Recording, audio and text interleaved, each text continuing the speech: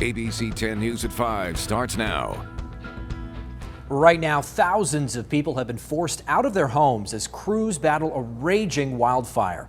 The fire erupted overnight between Camp Pendleton and Fallbrook.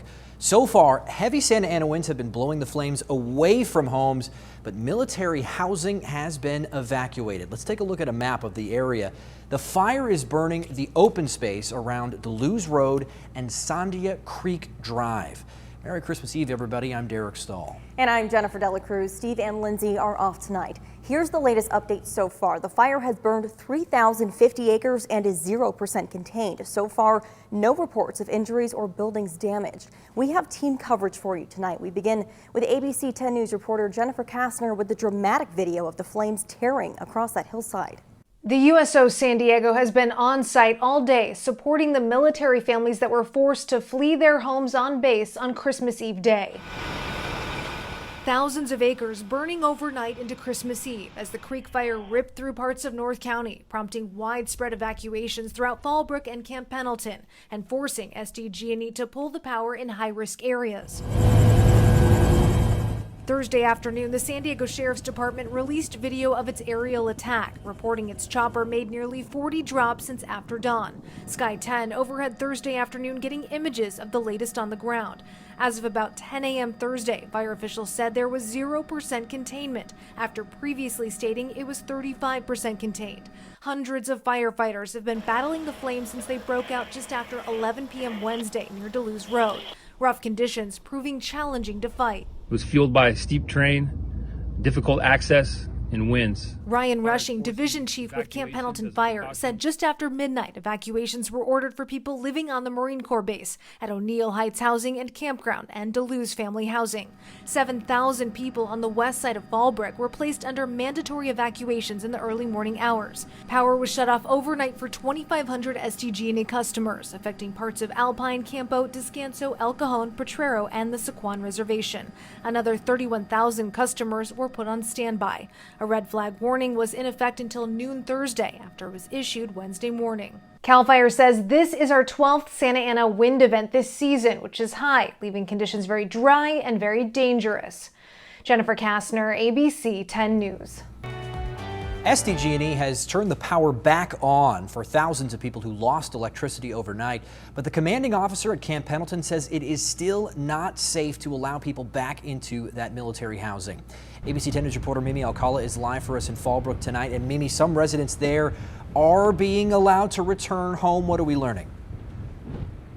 Yeah, Derek, we were just told a few minutes ago that all of the evacuation orders south of Duluth Road have been lifted, but military families have not been allowed to return home yet because, as you can see, it is still really windy. There are some controlled burns going on right now by crews. Now, some people did decide to stay back with their homes and ignore the evacuation orders, but others did quickly pack up their belongings and prepare for what was to come. It's amazing how life changed in 1 minute. During an already difficult year, the creek fire quickly spread overnight in Fallbrook and Camp Pendleton, forcing families out of their homes on Christmas Eve. So the first thing we kind of do is kind of look for something valuable and start loading up. Bob lives on Shady Lane in Fallbrook and says he was notified of the fire by a neighbor just after 11 p.m. Wednesday. He looked outside and saw the wind pushing the flames. He says he quickly started loading up some important belongings and pretty much anything he could grab in the middle of the night. My little exercise. Oh, you tell you the truth, you see so many fires around here. California, it's kind of part of our life. A total of 7,000 residents were told to flee their homes. Sheriff's deputies went door to door warning people on Patton Oaks Road, Shady Lane, Darla Lane, and part of Main Avenue to get out. At Camp Pendleton, evacuations were ordered at Duluth Housing, O'Neill Heights Housing, and Lake O'Neill Campground. At 2 a.m., the Red Cross set up a temporary evacuation center at Fallbrook High, providing snacks, services, and information to those impacted. But because of COVID-19, people were set up in hotels instead of congregating inside of the school. We've had over 120 individuals that are in the evacuation zone seek out some hotel rooms. In response to the fire, USO San Diego jumped in to provide impacted military families at Camp Pendleton with food, water, and supplies on base. And by noon, many evacuation orders were downgraded to warnings. And fire crews have been working really hard overnight into today. Thankfully, no homes were damaged, no one was injured, and hopefully everyone will get to go back home in time for Christmas. Of course, we're going to keep an eye on this for you and keep you updated with any new information. For now, we're live in Fallbrook. Mimi Alcala, ABC 10 News. And you could hear those gusty winds in Mimi's live shot there. Fortunately, conditions are going to improve as we get through the next couple of hours. Temperature right now in that area 62 degrees with humidity still very dry at 17%, but our winds are going to be changing, so that will help our conditions improve. But we've seen gusty winds throughout the afternoon. Right now gusting in Ramona at 23 miles per hour, 18 in Poway, and these are the Santa Ana winds, those red arrows indicating those dry winds out of the northeast. We've also seen rain pushing through portions of the county for a big portion of the afternoon. Overall, very light sprinkles. We haven't gotten much, but it has helped to change our conditions and aided in the firefight. As of right now, mostly dry for portions of the coast. Still a couple sprinkles pushing into portions of North County and East County as well. That's going to start to dry out as we get through the next couple of hours, and we should be mostly dry by tonight, but we do have another storm on the way. I'm tracking all of that coming up in your 7-day forecast. All right, Jen, thanks. Now, despite pleas from health agencies to stay home during the holidays, millions of Americans are taking to the skies. ABC 10 News reporter Rena Nakano shows us the steps one family is taking to be safe, even as they gather together here in San Diego. Stop the spread of germs. A crowded airport and long-awaited hugs. Exactly what health officials didn't want to see this holiday season. People apparently want to travel in spite of COVID. Whether it's to see an elderly family member, to not break tradition, or to make up for lost time. They had to cancel Thanksgiving. They were coming home. Yeah. And we didn't see them then, so we wanted to see them now. Health officials have been warning for weeks that Christmas travel is like a super spreader of the COVID-19 virus. Gatherings will definitely cause a surge in the already short-staffed hospital systems, and that the death toll will rise. But even with the most dire public health warnings, the TSA says around 1 million people have gone through their checkpoints every day since December 18th. Jan and David Miller flew into San Diego International Airport from Ohio Thursday.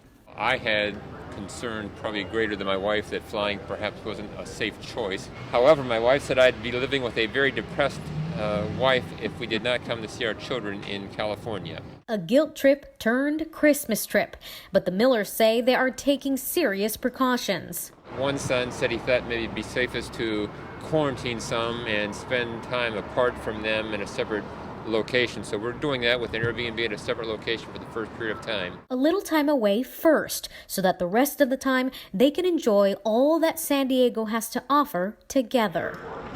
We're excited. The weather's a little bit more cloudy than we're used to in San Diego, but obviously warmer than Ohio where it's snowing right now. Rena Nakano, ABC 10 News. A new twist in the saga over returning to in-person classes at the San Diego Union High School District. The superintendent now tells us they've made a deal with the teachers union to postpone bringing students back to campus. As we reported last week, the teachers union sued the district over its plan to partially reopen right after winter break. Well, now they've reached a settlement that'll hold off on that plan until at least January 26th. Any activities that are currently happening on campuses, though, can still continue. The board will have a special meeting to vote on this agreement next week. And happening right now, churches across the county are holding Christmas Eve services very different from normal years. While some are choosing to stay indoors, many others are gathering outdoors tonight. ABC 10 News reporter Cassie Carlisle is live in Point Loma with how churches are adapting to Christmas in a pandemic. Yeah, out here at All Souls Episcopal Church, you can see that services are underway this Christmas Eve. Everyone is required to wear a mask and socially distance. Earlier today, they had about 60 people for their children's pageant. That's usually their highest attended service, so very, very different this year. Services meaning so much more during a very trying time. Now, down in Chula Vista, South Bay Pentecostal Church has been wrapped up in lawsuits since May, trying to get approval to hold service indoors. They were denied again this week, even though New York places of worship won in a Supreme Court ruling last month, and Los Angeles changed their health code days ago to allow indoor services due to a request by the Supreme Court. Here at All Souls, parishioners told me it doesn't matter if they're inside, just that they're together, and they hope next year is better, and they hope that next year they can be inside for their Christmas services. Reporting in front of the church, Cassie Carlisle, ABC 10 News. Cassie, thanks. The president is at his home in Florida for the holidays, as many Americans wonder if they will still have a home to go to after the holidays. Eviction protections, extended unemployment benefits, and other coronavirus relief protections are all set to expire if President Trump does not sign the COVID-19 relief bill that passed Congress. But as ABC's Andrew Dimebert reports, the president is demanding changes that could blow up the agreement.